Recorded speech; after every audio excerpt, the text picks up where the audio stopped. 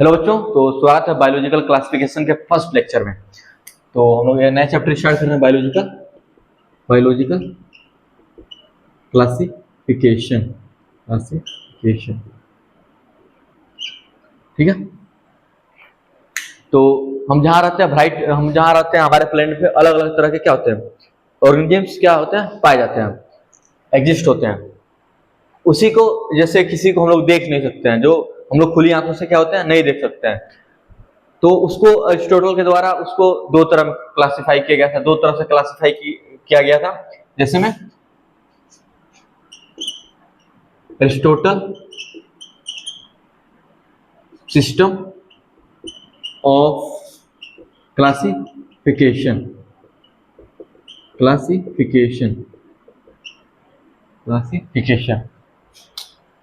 उन्होंने जो living organisms थे, जो लिविंग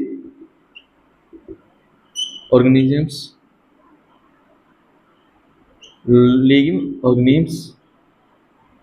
को उन्होंने दो कैटेगरी में बांटा गया था, एक प्लांट, एक एनिमल। प्लांट में भी तीन कैटेगरी में बांटा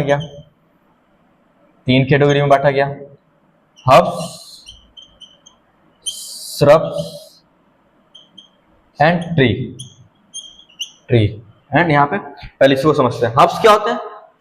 जो बहुत छोटे हों, जो प्लांट्स बहुत छोटे हों और उसके स्टेम क्या वुडी नहीं हो और वो बहुत सॉफ्ट हो, उसमें हर्ब्स आते हैं, वो कहलाते हैं हर्ब्स। श्रब्स में जो मीडियम साइज हो, जो हर्ब्स से थोड़ा बड़े हो, मीडियम साइज हो, उसको कहते हैं श्रब्स। ट्री तो आप जानते हैं, जैसे नीम का पेड़, ट्री, सब किसमें आते हैं? ट्री में आते हैं। ये सब किसमें आता है? ट्री में।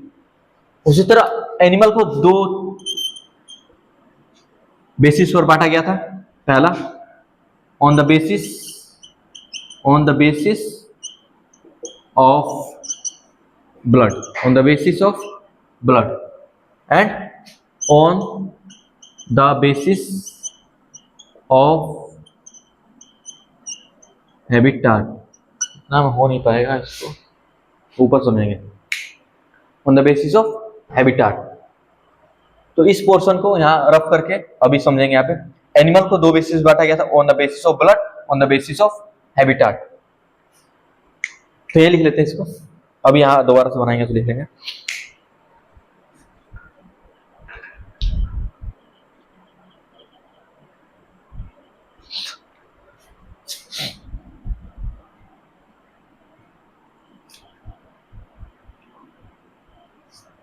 हाँ, दोबारा से बना लेते हैं। लिविंग ऑर्गेनिज्म को बांटा गया था प्लांट एंड एनिमल। ठीक है। यहाँ क्या आते हैं? Herbs, shrubs and tree. ठीक है। वही एनिमल को on the basis of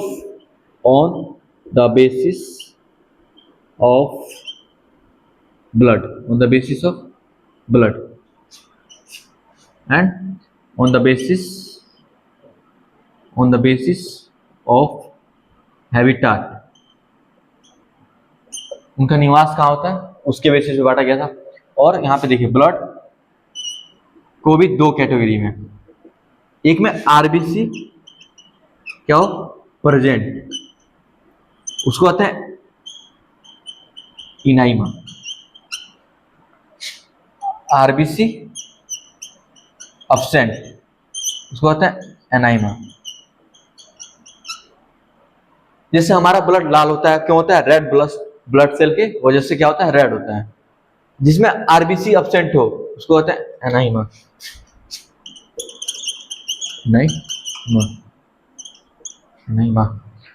RBC absent हो, कोई एनिमल है, ऑक्टोपस है, जिसका ब्लड कैसा होता है? ब्लू होता है। उसमें क्या होता है? आरबीसी नहीं होता है। On the basis of habitat, जो भूमि पे हो उसको टेरेस्ट्रियल टेरेस्ट्रियल, एक होता है फ्लाइंग। ये तो बेसिक सी बातें हैं, आप लोग जानते ही होंगे। इसको एक्वेटिक, एक्वेटिक तीन तरह की कैटेगरी में बांटा गया था, टेरेस्ट्रियल, फ्लाइंग, एक्वेटिक। ये सब बेसिक बातें हैं, नोट करिए।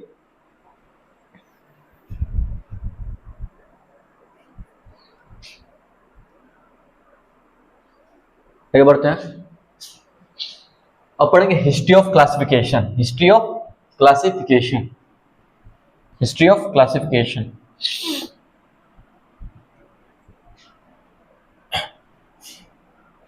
History of classification, history, history of, history of classification, history of classification, history of classification, history of classification. जो टू किंगडम क्लासिफिकेशन, क्लासिफिकेशन जो था उसमें क्या था, plantae and animalia, and animalia, and animalia. इसको किसने दिया था, किसने दिया था?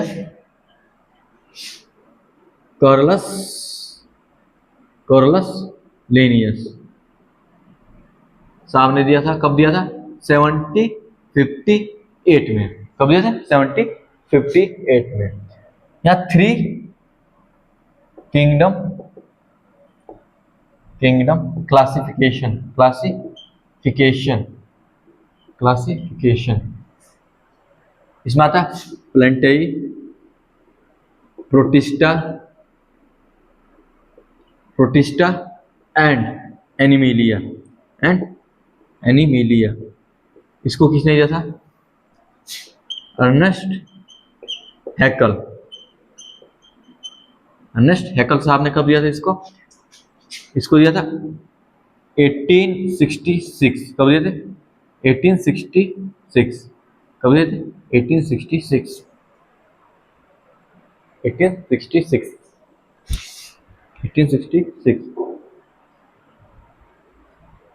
ये होता है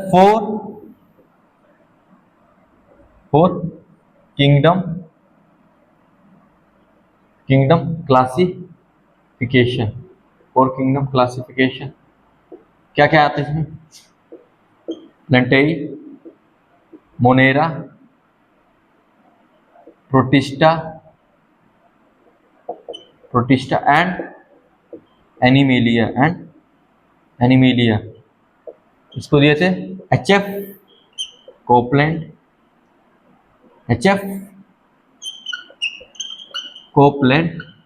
कब दिए थे? 1956। कब दिए थे? 1956।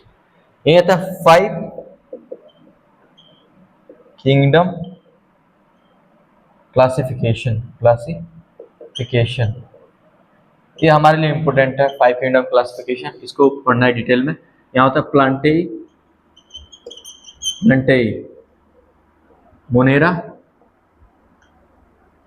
प्रोटिस्टा, फंजाई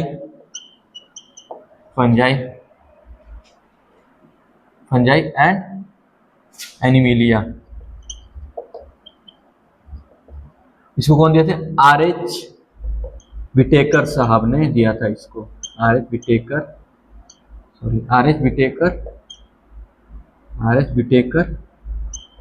कब दिया था? 1969। कब दिया था? 1969 में। ये हमारे लिए इंपोर्टेंट है, इसको नोट करिए, आगे बढ़ेंगे। टू किंगडम क्लासिफिकेशन प्लेंटेई एनिमिलिया जो है इसने दिया था कार्लस लीनियस। कब दिए थे? 1758 में। थ्री किंगडम क्लासिफिकेशन जो था प्लेंटेई, प्रोटिस्टा एंड एनिमिलिया, इसको दिए थे अर्नेस्ट हैकल साहब ने। कब दिया था? 1866। फोर किंगडम क्लासिफिकेशन जो था plantae, monera, protista and animalia, H F Copeland ने दिया था। कब दिया था? 1956। फाइव किंगडम क्लासिफिकेशन जो था plantae, monera, protista, fungi and animalia, कब दिए थे? आर.एच. विटेकर साहब ने दिया था। कब दिया था? 1969 में। नोट करिए, आगे बढ़ेंगे, स्क्रीनशॉट ले सकते हैं।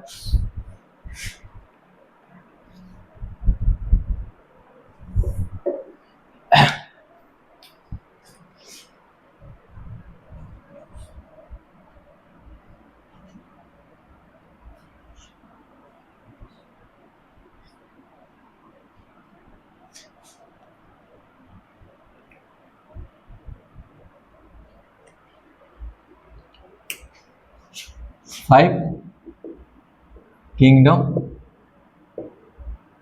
Classification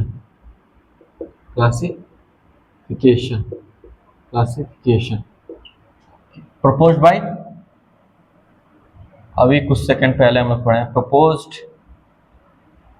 proposed by R H Whittaker साहब, आर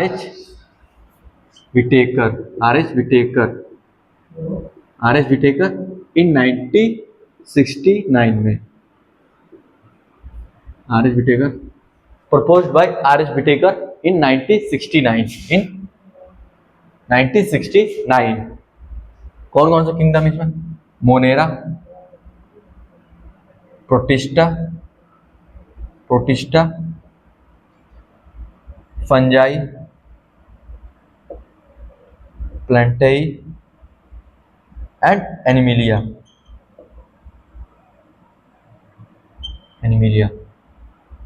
मोनेरा में क्या आएंगे? It includes unicellular prokaryotic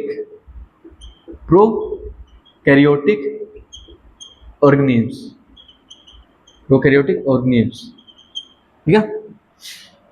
protista includes unicellular eukaryotic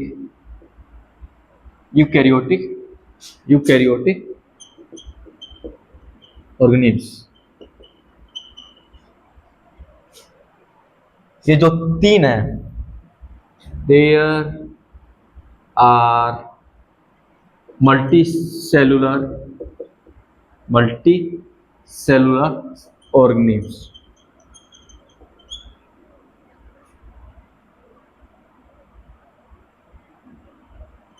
ठीक है। ऑर्गेनिम्स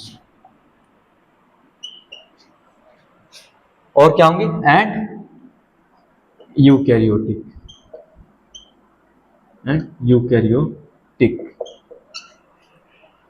जैसे 5 किंगडम क्लासिफिकेशन जो था किसके द्वारा प्रपोज हुआ? आर एच विटेकर साहब। उसमें क्या क्या आ रहे थे? Monera, protista, fungi, plantae and animalia. Monera क्या इंक्लूड करता है? Unicellular prokaryotic organisms. प्रोटिस्टा में unicellular eukaryotic organisms. Fungi, plantae, animalia में there are multicellular organisms and eukaryotic. आगे बढ़ेंगे, हम नोट करिए, स्क्रीनशॉट ले सकते हैं।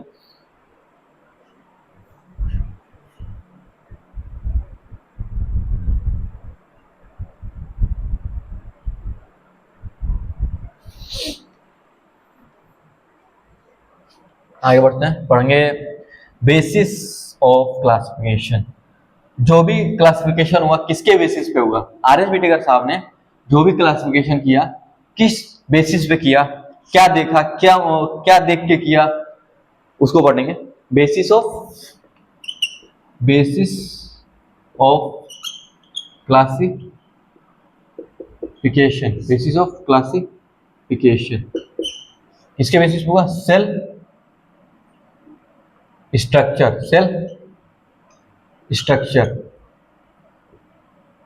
Body organisation and mode of nutrition और रिप्रोडक्शन एंड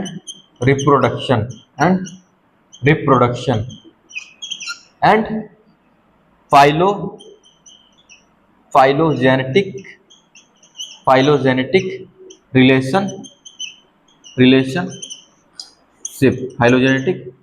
relationship।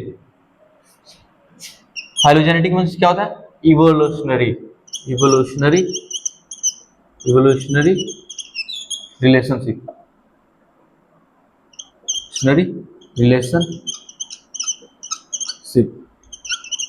ठीक है। किस बेसिस पे क्लासिफिकेशन हुआ? जो आर एच विटेकर साहब थे, जो किस बेसिस पे क्लासिफाई किए? Cell structure, body organisation, mode of nutrition, reproduction and phylogenetic relationship. Note करिए, आगे बढ़ेंगे, स्क्रीनशॉट ले सकते हैं।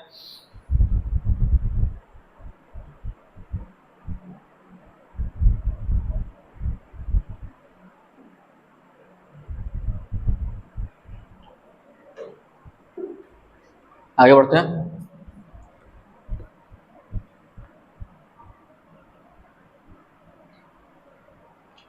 अब पढ़ेंगे मोनेरा। मोनेरा मोनेरा कुछ मिनट पहले हम लोग पढ़ा था। इट इंक्लूड्स किसको इंक्लूड करता है? Unicellular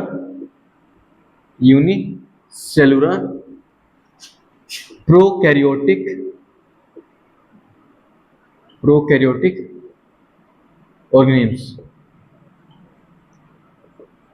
organisms.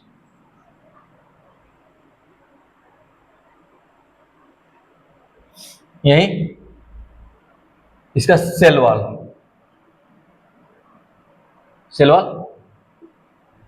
Present made of किसका बना होता है? Made of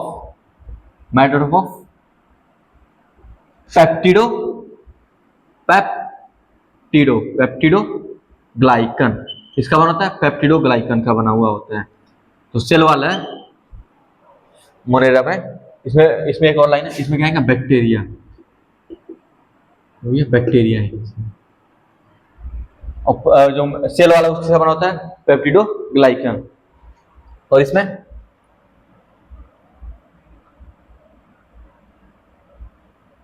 membrane bound organelles क्या होती हैं? देखिए यहाँ पे प्रोकैरियोटिक को इंक्लूड कर रहा है। हम लोग प्रोकैरियोटिक में पढ़ चुके थे, क्या उसमें नहीं होती है? मेम्ब्रेन बाउंड ऑर्गेनेल्स क्या होती है? अब्सेंट होती हैं। तो यहाँ क्या होगी? Absent. Membrane bound organelles absent. क्या राइबोसोम होगा? राइबोसोम होगा? Yes, present. Ribosome present. कौन सा वाला होगा? प्रेजेंट। कौन सा वाला होगा? 70S। कौन सा होगा? 70S। और कुछ यहाँ रिप्रोडक्शन होता है? यस, रिप्रोडक्शन होता है। कौन से? दोनों, सेक्सुअल और sexual binary fusion.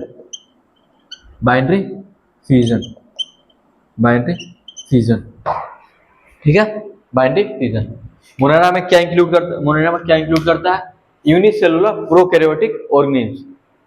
Cell wall present made of peptidoglycan. Cell wall present होता है, किसका बना होता है? पेप्टिडोग्लाइकन का बना होता है।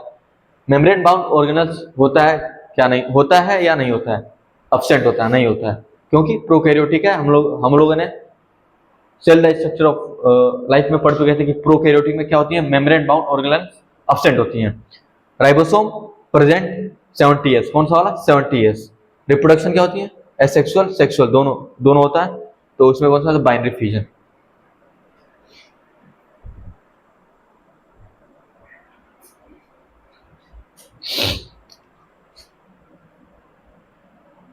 यहां एक चीज और, जेनेटिक